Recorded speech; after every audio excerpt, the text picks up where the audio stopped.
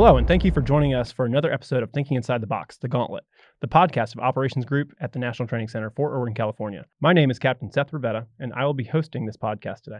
The Gauntlet brings you best practices from the Army's experts in combined arms operations. Today, we will be sharing a podcast made by the Scorpion team, one of our combined arms battalion trainers, called Left of the Bang, a Scorpion Team Desert Dialogue. This mini-series highlights how to best prepare each warfighting function for some of the challenges of the National Training Center. Hello, everyone. I'm Major Stephen Pyles, Task Force Operation Trainer for the Scorpion Team, the Green Team, here at National Training Center, and welcome to another episode of Left of the Bang. Today, we will address the movement and maneuver warfighting function, and with me, I have Captain Frum and Master Sergeant Shane Dixon, mechanized infantry trainers from the Scorpion Team, and also Captain Craig Fentress, observer coach trainer from the Eagle Team. We will start with Captain Frum. Captain Trent Frum, Scorpion 3A, infantry officer here at NTC. I've got 8 rotations as a company and task force operations trainer. Master Sergeant Shane Dixon, Scorpion 3B, 22 rotations here, and I am a senior infantry sergeant. Capt Craig Fentress with Eagle Team, Eagle 1-2, cavalry attack trainer, and I'm currently on rotation number 15. Thank you, gentlemen. So we'll get right into the warfighting function of movement and maneuver. Captain Frum, there's been multiple conversations about how units can prepare. We take a look at the operations process of plan, prepare, execute, and assess. So from the battle staff perspective, as well as from the company leader level perspective here, what should a battalion give the companies to ensure the company commanders are able to execute their mission? Yes, sir. So specifically when we're doing the troop leading procedures in the military decision-making process, the deliverables are the fighting products, sir. We see units succeed immensely based on the efficiency they can create and then the completeness that they can create those as well. So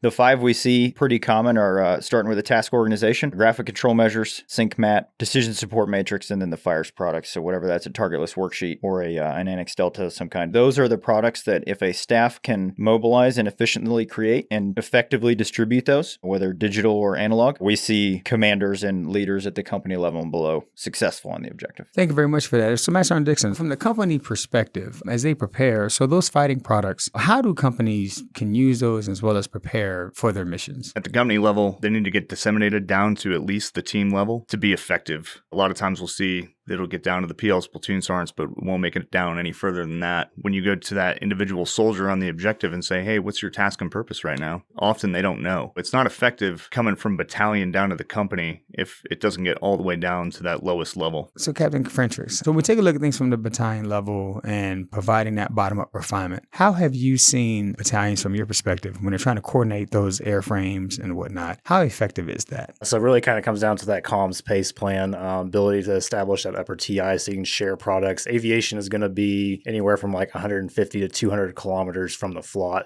in order to stay outside of multiple launch rocket system range, which we've seen in the current conflicts in Eastern Europe have been pretty devastating against aviation assets. So having a good pace plan to be able to get products from the maneuver battalion to the aviation task force, and then also being able to talk to the helicopters once they come on station. The really big thing is just once they've checked in, it's not pushing them down to the company level. Aviation has the ability, because like you can go from like the east side of the training box to the west side in like 10 minutes with a helicopter. So they can cover a lot of ground. Battalion commander can contact the air mission commander, who could be a commissioned officer or warrant officer who's in charge of that flight, have that commander to commander discussion for those updates, because a lot can change between when helicopters go wheels up from the TAA and arrive at the FLOT. And that's the biggest thing I've noticed. A former battalionist through myself is that you take a look at that concept of that bottom-up refinement, right? So I always look at the 80-20 rule of like, hey, I need to get 80% of these products complete and disseminated down to the companies as fast as I can while allowing that 20%. I understand we do the 1/3, 2/3 rule here. We take a look at that Pareto principle, and I try to get that 20% to where it gives that commanders the chance to really take a look at the plan, see where the gaps are, and they can provide that bottom-up feedback so that way I can maximize those airframes that allow us to be perfected from an integration perspective. So Captain Frum, I'll come back to you. Here at NTC, we see many trends, issues, and challenges that battalions go through. So going back to that battle staff perspective, what common problems we see between the battalion to the company handover with those fighting products? You hit on it just now, sir. The feedback from company, we don't build that into the planning process. We may have a great battle rhythm at the task force, battalion, squadron level that integrates all the staff and gets the warfighting function input from running estimates that we need. No one thinks to ask First Sergeant so-and-so or company commander so-and-so for their inputs on the plan or the warfighting functions. I think the first sergeants are massively effective in providing input on sustainment, medical operations, you name it. Like, they have the experience. They need to be part of the planning process. So I think, number one, if we don't include the maneuver elements and their leaders in the planning process, we're just starting behind the curve. We're trying to do the 1/3, 2/3 like you talk about, sir. We can get them a proverbial 70% solution, but if we got their feedback at the beginning, we'd be closer to 100% because they know what's coming. What are the major issues that you have seen that impact the companies as far as preparing for missions? The biggest thing that we've seen in the last year or so is the companies not having enough time to effectively plan from battalion. We've seen it where it was as little as 40 minutes from the company commander receiving the frago, this is what we have, to LD. So with 40 minutes, you can't expect a company commander to be able to disseminate all that information that's coming out from battalion and be able to plan with these adjacent units to be effective on the objective. So if you're a battalion and you're only giving your company commander 40 total minutes to plan for this operation, you have to temper your expectations and understand that, hey, you're probably going to have a lot of casualties. Chance of having fratricide or another serious incident goes up exponentially. So the biggest thing that I have seen throughout the observations in reference to what you gentlemen have talked about is always an issue of time. Time is never on the maneuver leader's side. So Captain Fentress, if you have a moment, I really want to expound or at least unpack about how that time impacts integrating other warfighting functions. So since you're here today with us, we could talk about your wheelhouse in reference to the A-frame. So how does time impact not only just, we understand how it impacts the company level, but integrating you guys in? What are some things that the audience needs to understand about how time impacts integrating you guys? A lot of what aviation needs to survive and maneuver on the battlefield is going to require requests that are sent up to brigade, and the brigade approves it, and that takes time. So we're talking about like an airspace coordination order. So we have to be able to figure out where we want to set like our attack by fire positions, our battle positions at. We create like ACAs around them so that we can basically protect that airspace from fires. And we got to plan it in depth and breadth so that our maneuver is not shutting down fires because they can't process a fire mission because we have 64s or Blackhawks flying through that airspace. So the airspace planning is going to take time. So we have to send it up to brigade, who's going to send it up to division, and it has to get approved and passed back down. Another thing we need from that brigade to division conversation is enablers to keep us alive out there. So like electronic warfare, lethal, non-lethal suppression or destruction of enemy air defense. That's all stuff that would have to be planned well in advance so they can coordinate with divisions so they can get those time blocks established. And then like it's like a contract. Like if we miss our takeoff time or some of the plan changes or gets shifted around, we're just going to lose those enablers. So it requires a lot of advance notice so we can get that stuff set so we can get helicopters wheels up at the right time so they're hitting that window of convergence that the brigade is hopefully creating or the division is creating for that brigade in order to execute in support of a maneuvered battalion. This is a great conversation here about time because time is always the enemy here at NTC because the battalions have a lot to consider in reference to executing the operation process. So Trent, I go back to you, something that's near and dear to my heart, troop leading procedures, those TLPs. What have you seen from the trend perspective or some comments you would like to talk about how time and its impact on TLPs? Battalion level, sir.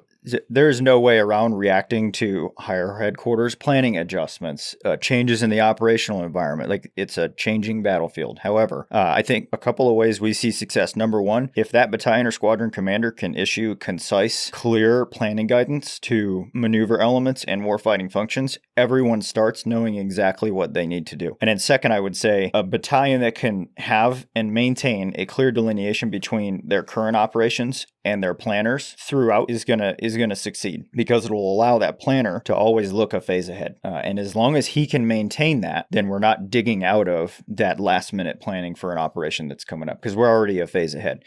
So if we have good, clear planning guidance, we have a delineation between the planner and current operations, then we can generate plans, courses of action quicker. And then I would say the last piece is have the staff delineated to who is responsible for what product. So we go back to talking about the fighting products, who's going to physically build this once we stamp the course of action with the boss so that we can streamline the production of that. And then like Sergeant Dixon said, get it to the lowest level in a timely fashion so that they can rehearse and execute. Thank you very much. Master Dixon, any comments to that? All battalion has to do is issue a warno and the companies can action on that warno. They can start their rehearsals based off of what the warno is.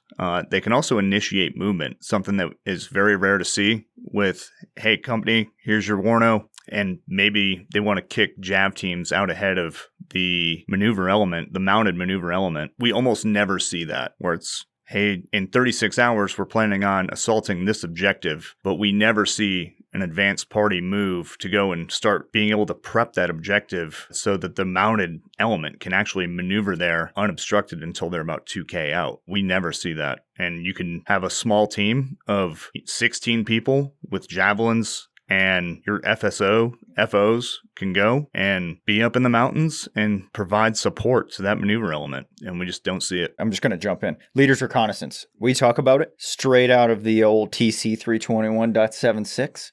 Get a leader up there. Squad leader, team leader, platoon leader, someone that can go and look at the objective. If you're going to wait for an intelligence collection platform for a battalion to paint the information that you need to hit the objective, you're going to be a little bit behind the power curve. But you have organic sensors. You have an FS3 on your B-Fist or your FSV. You have leaders with LLDRs, thermal sights, like all organic equipment to the company. Push it up and look at it. And nobody's telling you can't do that. And then obviously understand the risk to the mission and risk to the force. Make commonsensical decisions, but yeah, don't wait. Captain Fentress, anything to add for this? Yeah, so looking at like a really hasty kind of planning timeline at the maneuver battalion level, when we start trying to integrate aviation into that, what we see is when it's a very, very hasty planning timeline, a lot of times they're just going to get like a frequency, a call sign, and a grid, and they're going to go check in, and the crews haven't done the requisite analysis on where the enemy threat systems are at, where the radar threats are at, so that they can remain survivable. Because really what we're seeing is like for like our lift assets, they're out there to help you guys either move personnel, move parts, move resupply, whatever you need for the attack. What we're trying to do is we're trying to shape the battlefield. We're trying to maneuver to shape the fight for you guys before you guys get within the enemy's EA or they come into your EA. So the hastier it is, the more likely it is that the crews are going to miss something. They're going to make a mistake and they're going to find themselves in a bad spot. And oftentimes what we see is aviation will focus on the radar threats first, but they kind of disregard like the direct fire weapon systems. What we see out here is most of our shoot downs are from either like SA-24s from like OPs or from T-90s. T-90s can shoot down a helicopter and the BMPs as well. Those are what we're seeing for most of our shoot downs are from those systems. One thing that we have seen here is that time impacts all. Not just from the maneuver leader perspective, but also from all breadth of warfighting functions and all the enablers that come into the fight as well. And the biggest thing is that when it comes to integration, which I have seen former Battalion S3, is that, that constant communication, even from the warno or any type of development of a product or an idea or commander's intent, it needs to ensure that it's shared across whoever is attached or assigned to that maneuver battalion in order to ensure that everybody can start all their planning and preparation, just like the operation process goes there. And so that way they can make sure that they're maximizing all the time that is available, because time is of the enemy here. Okay, so we're going to go ahead and move right into the other final thought about the best practices and tips for the battalions to prepare their foxhole from both the battle staff as well as company leaders, as well as integration perspective. Trent, Captain Frum, I'll start with you. Build your fighting products before you get here.